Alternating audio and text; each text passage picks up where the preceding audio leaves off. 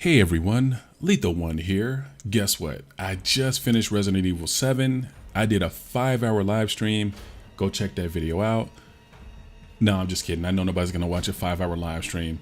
But if you want to break that up into little bits and pieces, it's one pretty good run, I think. For me to do it blindly, I didn't use any walkthroughs or any videos. So I'm pretty proud of that. Anyway, back to the review. So I'm sitting here butt naked eating chicken wings from White Castle when I thought maybe, just maybe, I should do a game review because this game left a lasting impression on me. I'm not really good with game reviews, so I'm gonna use the obvious setup that everybody uses. So let me know what you think.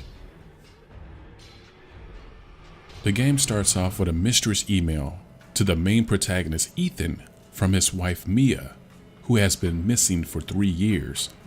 3 years. Yes, this is the game version of Gone Girl. He sets out without contacting anybody, no police, no BSAA. The balls on this character must be enormous. Or he's just plain stupid. I don't know what he was trying to accomplish going with no weapons, but if it was me, I would have took a couple college buddies, a couple of weapons with me, and maybe, just maybe, a cell phone so I can contact the police if I did get in trouble. What, in this universe they don't have cell phones? I mean, I don't get it. Anyway, moving on to the gameplay.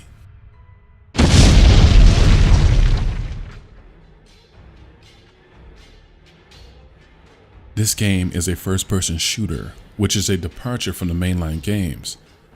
The origins of Resident Evil, yes, this is a little bit of trivia for you guys. It was actually going to be a remake of a game called Sweet Home.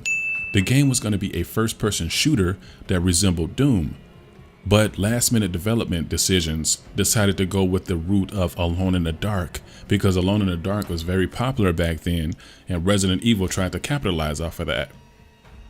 So this game returns to its roots, not only in appearance but in atmosphere. This game is dark and gritty, and it plays on your senses and emotions. There's so much going on in this world that you will always feel like you're in constant danger. I always felt tense going into new rooms, as well as returning to old rooms because sometimes something new will be waiting on you. Ammo was scarce, healing items was pretty rare. It felt like I was in a true survival horror. It definitely had the feeling of Resident Evil 1, which was much appreciated. Not many cheap jump scares. The atmosphere itself was enough to scare you.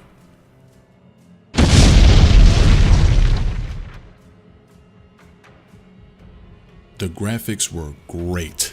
The game looked amazing. I felt like I was playing a movie. The environment was beautiful. In a weird way, the house was a shitty place, but it was something to be admired because of all the detail. This is definitely one of the most disgusting places ever. I mean, I just felt like I was really in a nasty house. I felt my skin crawling. I felt that I was cringing a lot. I felt my stomach was turning. The animations of the characters was great. I thought the graphics was just spot on.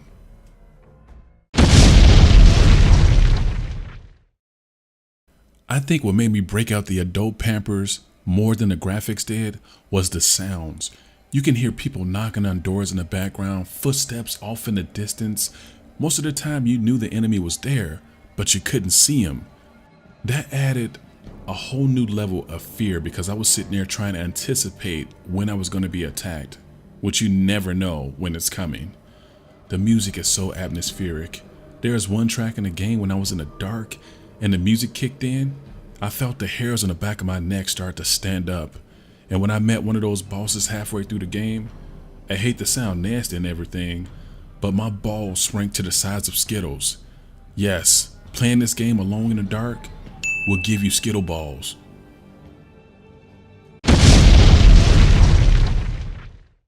Do you guys remember the tragedy of Lisa Trevor?